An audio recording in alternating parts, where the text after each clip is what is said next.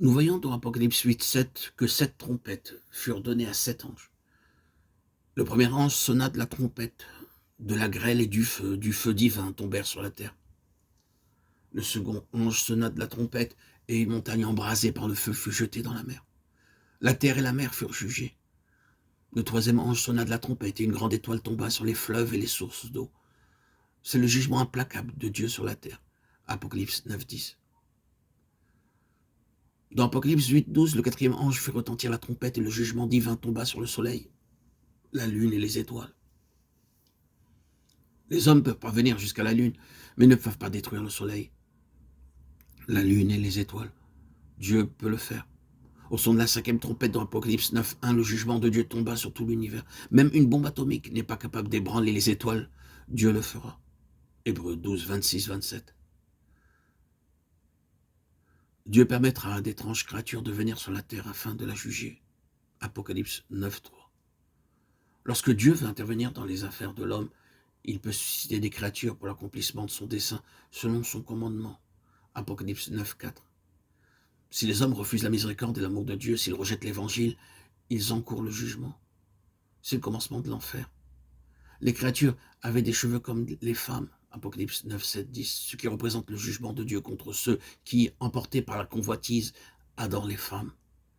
Selon Apocalypse 9, 11, ces créatures avaient un roi établi sur elles. Apollyon, l'ange de l'abîme.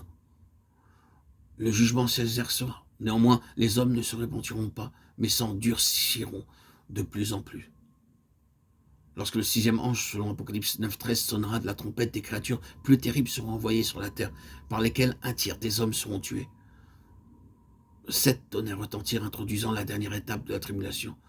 Mais ce que dire, les tonnerres étaient si terribles que Jean reçut l'ordre de sceller ces paroles et de ne pas les prononcer.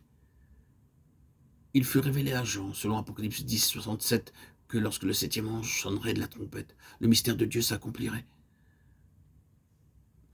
Dieu a fixé le nombre de ceux qu'il portera à travers la tribulation. Selon Apocalypse 10, 9, 10, l'ange donna à Jean un petit livre qui fut dans sa bouche comme du miel, mais amer à ses entrailles. Ceci représente la douceur de la récompense et l'amertume du jugement. Apocalypse 10, 11 précise que le message de l'Évangile doit être apporté à toutes les nations. Nous arrivons maintenant au chapitre 11 à 19 de l'Apocalypse. Ces chapitres décrivent les 3 dernières années et demie de la tribulation. En tant que nation, les Juifs se repentiront à la fin de la première période de la tribulation et seront cruellement persécutés. Matthieu 24, 15 à 22.